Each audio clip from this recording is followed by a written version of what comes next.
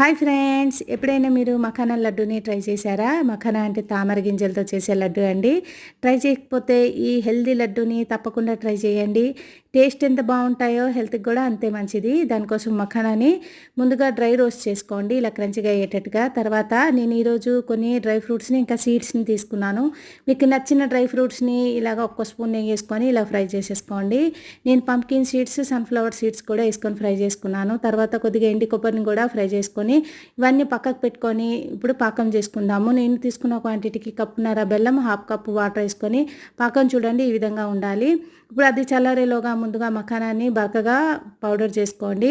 తర్వాత డ్రై ఫ్రూట్స్ని కూడా పౌడర్ చేసుకొని ఒక ప్లేట్లో వేసుకొని ఇందులోనే ఎండు కొబ్బరిని ఇంకా ఇలైచీ పౌడర్ని కూడా వేసుకొని మిక్స్ చేసుకోండి. ఇప్పుడు ఈ చేసుకున్న పాకాన్ని కూడా వేసుకొని మంచిగా మిక్స్ చేసేసి ఇలాగ లడ్డూలు చుట్టుకోవడం అంతేనండి. ట్రై చేయండి. బాయ్.